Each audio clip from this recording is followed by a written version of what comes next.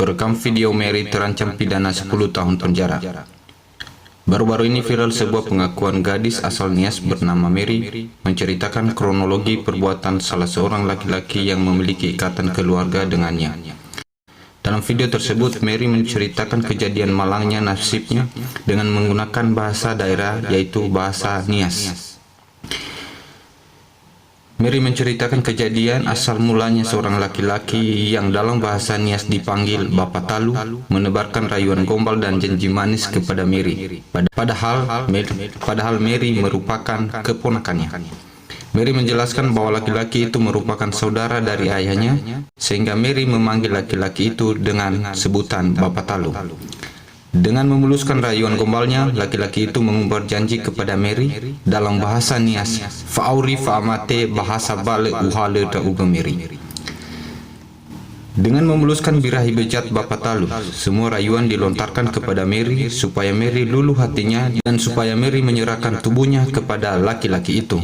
Alhasil, gombal Bapak Talu mulai masuk ke Mary hingga Mary diperdaya hingga beberapa kali. Dalam bahasa Nias, "Nusa ai tebai ni erai," tutur Mary. Sesuai dengan pengakuan Mary, dalam video yang viral mulai tanggal 7 September tersebut, ada seorang suara laki-laki yang mewawancarai Mary hingga menanyakan kronologi kejadian asal mulanya kejadian Mary vs Bapak Talu. Dalam video itu, Mary menjelaskan semua kejadian dengan polosnya dan rasa malu, hingga pada Senin pagi mulai viral pengakuan Mary tersebut di media sosial. Pengakuan Mary tersebut merupakan pengakuan yang bersifat pribadi dan bukan bersifat publik. Apalagi soal perbuatan asusila yang biasanya menyebabkan rasa malu dan pencemaran nama baik pada Mary. Menurut penglihatan kami, dalam video tersebut, seseorang merekam dari sisi kanan arah depan Mary dan berdampingan dengan seseorang yang mewawancarai Mary, dan dengan pantauan kami, Mary tidak dalam keadaan sadar sedang direkam atau divideokan.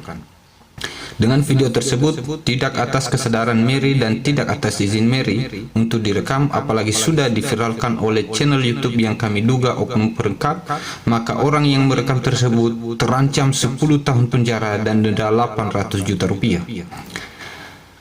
Mengacu pada Undang-Undang Nomor 11 Tahun 2008 tentang Informasi dan Transaksi Elektronik, sebagaimana telah diubah dalam Undang-Undang Nomor 19 Tahun 2016 tentang perubahan atas Undang-Undang Nomor 11 Tahun 2008 tentang Informasi dan Transaksi Elektronik, di pasal 31 ayat 2 Undang-Undang Nomor 11 Tahun 2008 tentang Informasi dan Transaksi Elektronik, bahwa informasi elektronik yang direkam tersebut tidak dimaksud untuk publik. Definisi intersepsi atau penyadapan dijelaskan dalam penjelasan pasal 31 ayat 1 Undang-Undang ITE, yaitu kegiatan untuk mendengarkan, merekam, membelokkan, mengubah, menghambat, dan atau mencatatkan transmisi informasi elektronik dan atau dokumen elektronik yang tidak bersifat publik.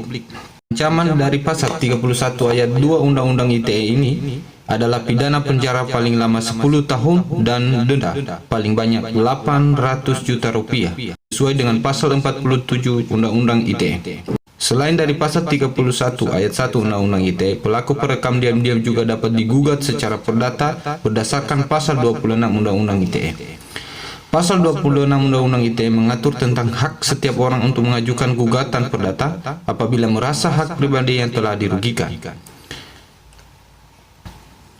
Bunyi pasal 26 Undang-Undang ITE selengkapnya sebagai berikut. Pasal 1 berbunyi, kecuali ketentuan lain oleh peraturan perundang-undangan, penggunaan setiap informasi melalui media elektronik yang menyangkut data pribadi seseorang harus dilakukan atas persetujuan orang yang bersangkutan. Pasal 2 berbunyi, setiap orang yang melanggar haknya sebagaimana dimaksud pada ayat 1 dapat mengajukan gugatan atas kerugian yang timbul berdasarkan undang-undang ini. Dalam pemanfaatan teknologi informasi, perlindungan data pribadi merupakan salah satu bagian dari hak pribadi atau privacy rights. Yang dimaksud hak pribadi yang terkait pemanfaatan teknologi informasi berdasarkan pasal 26 Undang-Undang ITE, yaitu hak untuk menikmati kehidupan pribadi dan bebas dari segala ancaman. Tetapi yang kami sorot di sini adalah hak untuk dapat berkomunikasi dengan orang lain dan tanpa tindakan memata-matai. Sekali lagi, hak untuk dapat berkomunikasi dengan orang lain tanpa tindakan memata-matai.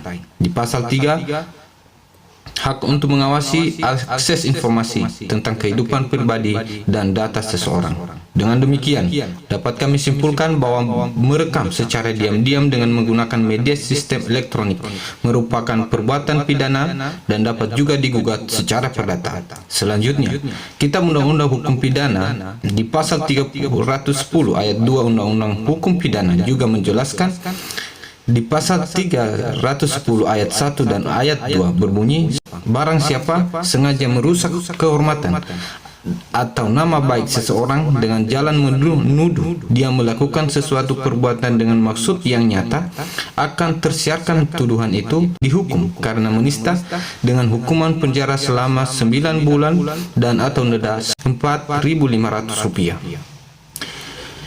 Jika hal ini dilakukan dengan tulisan dan atau gambaran yang disiarkan, dipertunjukkan dan ditempelkan di muka umum, maka diancam karena pencemaran tertulis dengan pidana penjara paling lama 1 tahun 4 bulan dan pidana denda paling banyak Rp4.500. Kesimpulan kami, video saudara Mary merupakan video yang bersifat pribadi dan bukan untuk publik. Asas asusila lah, harusnya orang yang merekam video tersebut tidak seharusnya menyiarkan video tersebut ke publik karena mengancam harga diri Mary dan martabat saudara Mary. Dan apabila saudara Mary membuat laporan pencemaran nama baik dan menyiarkan berita yang bersifat pribadi, maka perekam itu akan istirahat dalam penjara paling lama 10 tahun penjara. Sekian dan terima kasih. Berhati-hatilah dalam menggunakan jari Anda supaya Anda tidak berbenturan dengan pasal-pasal. Semoga saudara perekam itu segera nginap di penjara. Terima kasih.